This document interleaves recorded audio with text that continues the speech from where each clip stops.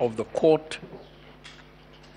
I am Githu Muigai, and I appear for the IEBC, for its chairman, Wafula Chebukati, and for Commissioner Professor Abdi Yakub Gulei and Boya Molu. I am assisted in the defense of this gentleman and the institution by Kamau Karori, Senior Counsel, Abdikadir Hussein Mohammed, Senior Counsel, Mr. Eric Gumbo, Mr. Mahat Somane, Dr. William Mutumbwa, and Mr. Peter Wanyama. I would like to request you, Madam Chief Justice, if you could kindly confirm that our combined team has 4 hours, our 3 hours, plus the 1 hour between the two commissioners who are represented by our team. That is not correct, Prof. The two commissioners have 30 minutes. You remember the other 4 commissioners and 15 minutes each. They are 1 hour among the 4 of them. So you have 3.5 hours. I'm guided by you, my lady, and I have changed that to 3.5 hours. Thank you. We have filed before you a wide range of documentation, which in our very humble view is very, very comprehensive. We draw your attention, honorable members of the court, the responses on behalf of the chairperson and IEBC, the affidavit of Wafula Chebukati, the affidavit of Marjan Hussein Marjan, the CEO, the affidavit of Professor Abdu Yakub Gulei, the affidavit of Commissioner Moya Mulu, the affidavit of Martin Washira Nyaga, the database administrator, the affidavit of Michael Ouma, the director of ICT, the affidavit of Moses Lendema Senkuli, the acting director, voter registration, and affidavits filed by presiding officers and residing officers of the contested polling stations and constituencies. Let me start, my lady Chief Justice, by observing the peculiar nature of the proceedings before this court. That is to say, these are proceedings that are based on affidavit evidence. And we all appreciate the limitations that has. That we have persons who have sworn affidavits who are not available to court to be cross-examined on their allegations. And some of the allegations we have had, as we shall demonstrate in the course of our submissions, are outrageous, to say the least. My lords and ladies, we have been here before you. Some of us have had the great privilege of being here before you in 2013, in 2017, twice. And this honorable court must take credit, I think, unparalleled in anywhere in the Commonwealth, in my humble learning of the subject, in helping to clarify how the electoral process in Kenya should be conducted. And we submit that the clarifications that this court has given since 2013 have enriched the conduct of the electoral process.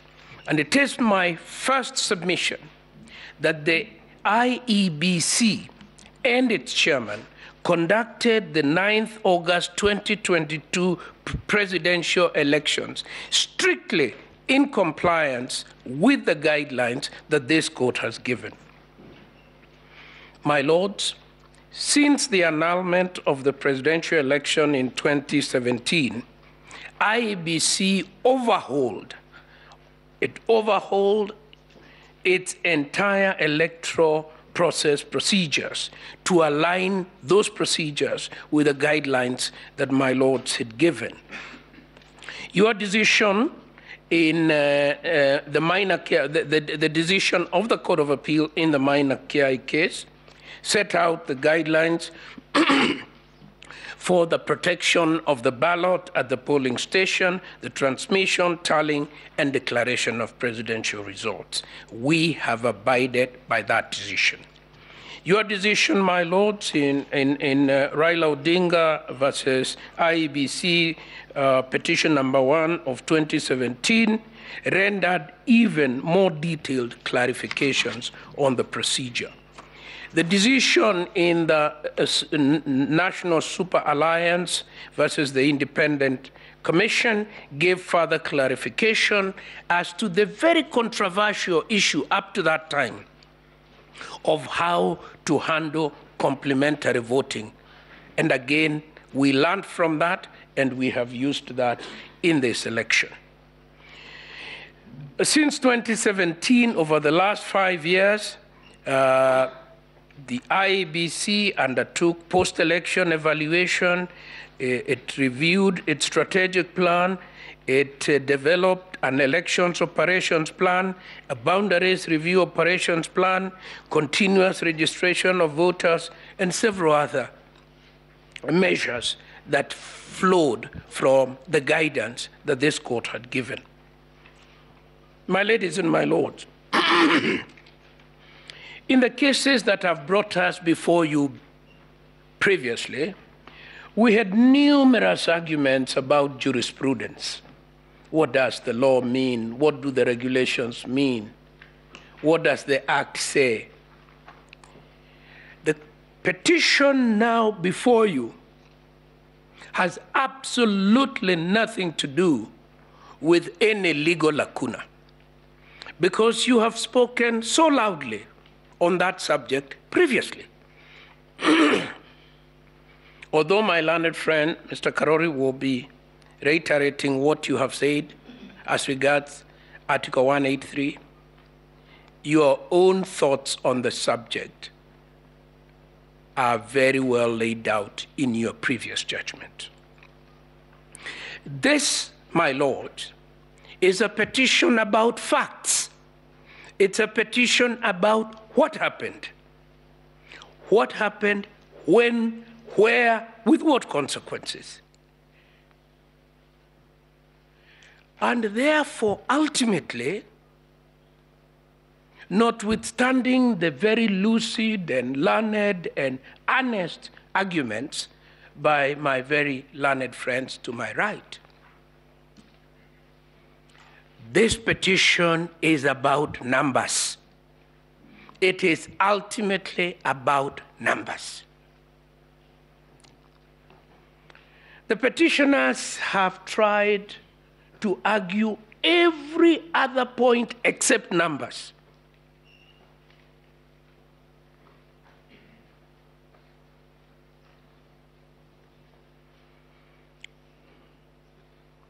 I will be demonstrating to you, my lady, my lords, in a short while, that we conducted a proper, fair, constitutional, legal, impartial election. My learned friend, Mr. Kamau Karori, will follow me, and he will get back to the parameters that you have set.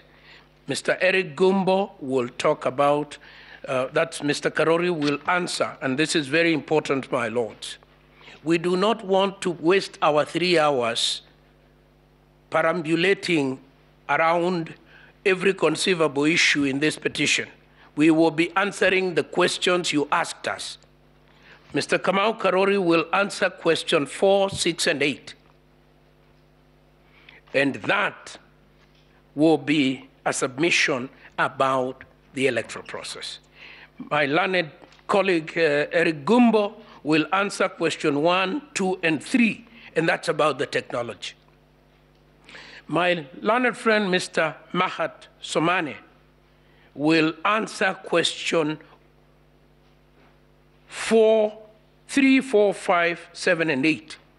And I do not want to belittle the rest of our effort But that is the man who will explain that numbers don't lie, that numbers speak for themselves. Mr. Abdikadir Mohammed, Senior Counsel, will address you on the burden of proof and the standard of proof and whether the reliefs sought by the petitioners can be granted in this matter. If we still have time, as we hope we shall, Dr. Mutumbwa and Peter Wanyama will address you on this issue that seems to be in the fringes, but in our view, totally inconsequential, of the KPMG report and the alleged problems with the voter registrar.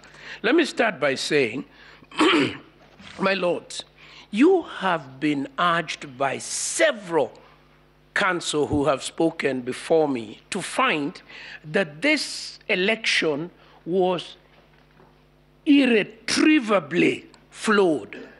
That from the word go, one counsel said, and I quote, everything that could go wrong went wrong.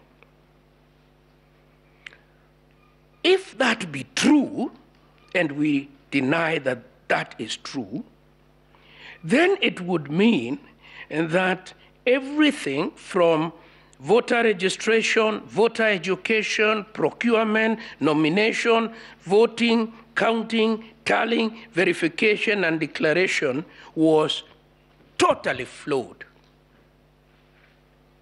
What would be the consequence of that? First of all, and I say this with the most tremendous respect, first of all, you have been addressed by counsel of great eminence, including my learned senior James Orengo, my learned junior Professor Tom Ojenda. In this court, my lords, as we sit here this morning, there are no less than 3 governors addressing you elected under this election. There are no less than 4 senators elected under this election, and there are no less than 4 members of parliament elected under this election. When, my lords, it is not in my place to suggest the questions you should put to counsel, but I would plead with you to put that question to counsel when they return to the podium. Are they happy with their own election? If they are, how then is it that this election is irredeemably flawed? I suggest with tremendous respect that that is the use of hyperbole. This election was conducted, as most international observers observed, it was the fairest. All observers came back with one conclusion. This was an open, transparent election. Was it a perfect election? No, because there is nothing like a perfect election. This is an election conducted by human beings, and there are human errors within the electoral process.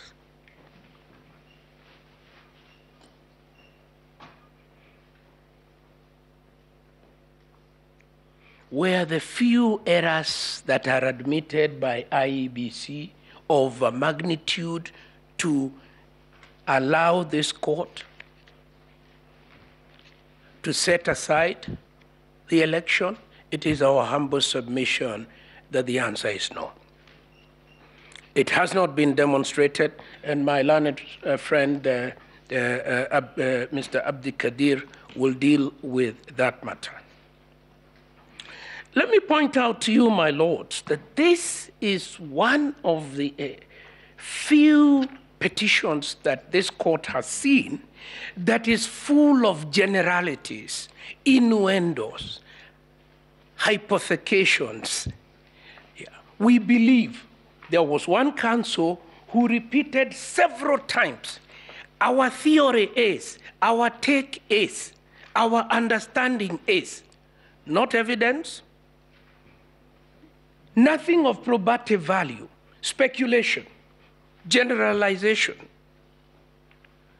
It is our very humble submission that, framed in those general speculative terms, lacking clear, cogent, probable evidence, these petitions lack merit. It is made worse, my ladies and my lords, by the fact that the petitions make grave allegations of a criminal nature: fraud, tampering with election materials and results, conspiracy to unlawfully influence an election outcome, and even implied treason. Implied treason. All that without a shred of evidence. All that without a shred of evidence, especially as it relates to the Honorable Chebukati, the chairman of the commission. The vilification against this gentleman goes beyond anything we have ever had before in this courthouse. It was personalized, it was vindictive, it intended to lower his standing in our community and within the legal profession. It was unwarranted. I have had occasion again to defend Mr. Chebukati, although he was not my client. I was in a different office. But I recall mentioning in 2017, before your lordships, that this gentleman was being vilified for doing exactly what the minor Kiai court told him to do. It told him, don't touch the results coming out of the polling station. That is the final result. We then came here to this court, and he was called all manner of names at that time. This has not stopped. What should we learn from this? We should learn one thing, and it is a very unhappy lesson. The attack on the chairpersons of the commission has a long history.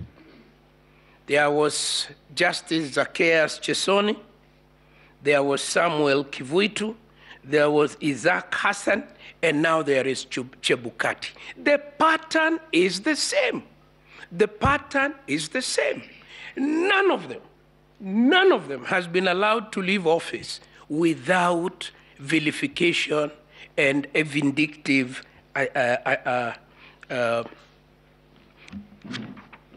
process being engineered against them. I don't want to go to the details because we all know the details. We remember the details. So what is wrong? There is nothing wrong with IEBC. There is nothing wrong with Wafula Chebukati. There is something very wrong. There is something very wrong in the way the persons who participate in the electoral process accept winning or losing. That's the problem. At an appropriate time, when all this is over, I entertain no doubt that an independent group of people looking at the work that Mr. Wafula Chebukati has done for our nation will recognize him as one of our outstanding heroes in the history of our nation. Thirdly,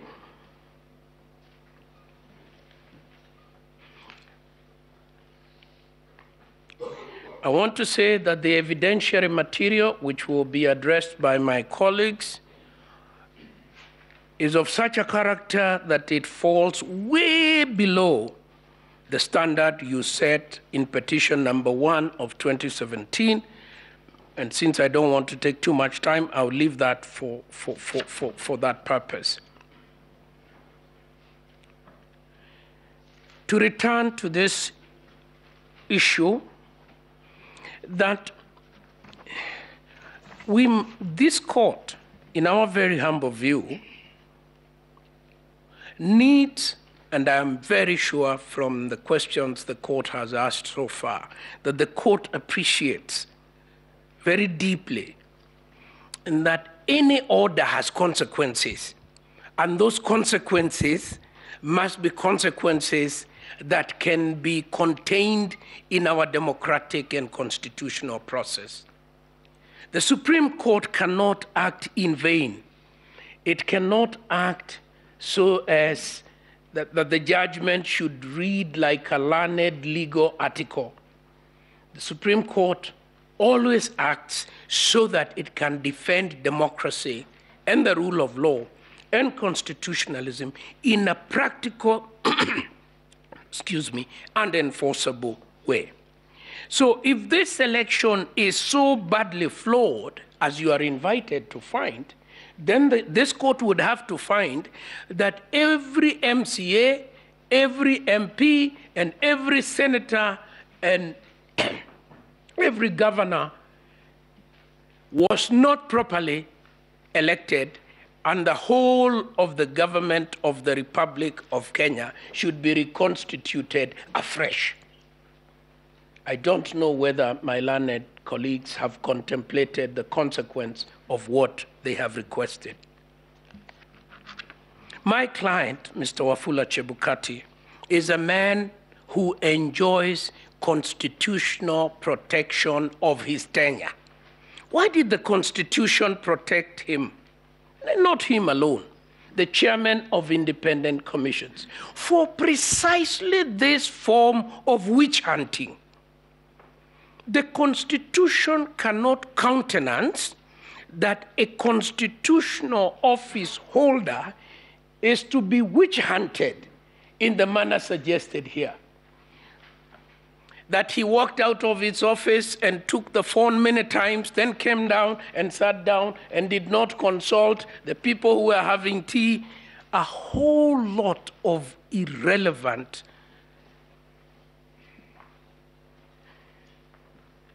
material that cannot be the basis of interfering with the independence in section 163 of Mr. Wafula Chebukati.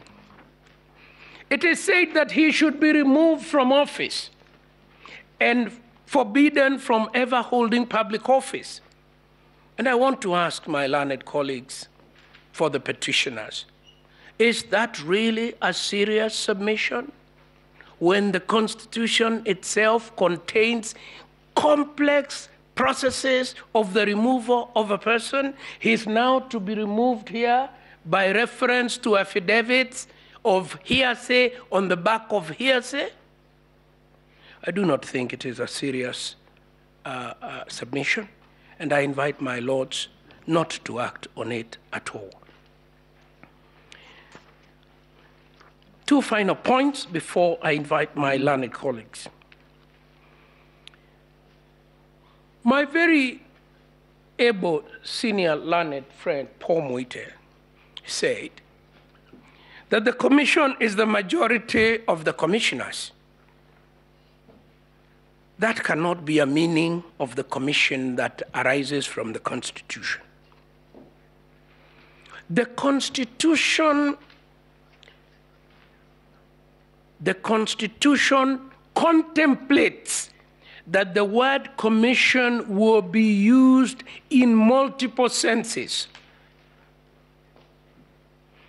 The returning officer, when he makes a declaration, is the commission.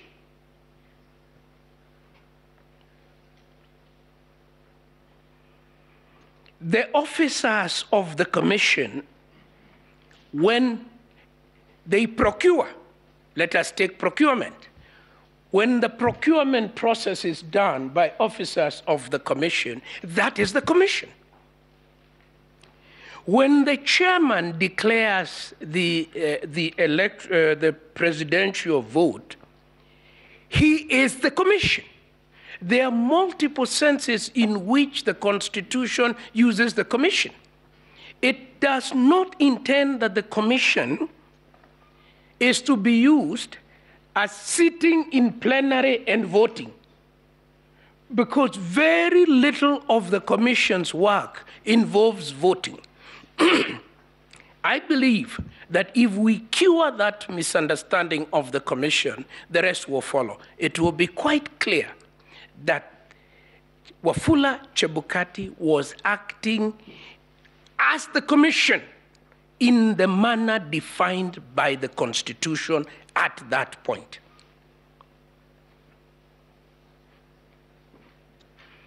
Because it is a body corporate, and that has already been spoken to.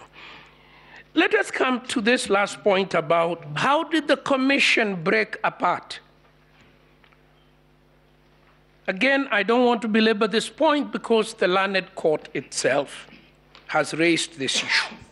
We have an election conducted up to the 11th and a half hour, and everybody is on board. Everybody is on board. The public can see them declaring the results. What is this that happens within the half hour? The affidavits speak for itself, for themselves, rather. And my learned colleague will take you into the detail. The affidavit speaks to themselves. There is a concerted effort. There is a concerted effort, external, to ensure that the process comes to an end without a declaration.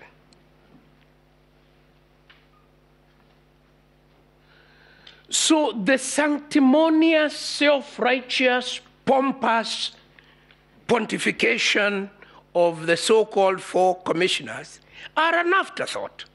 They are a complete and total afterthought. And should be seen as that.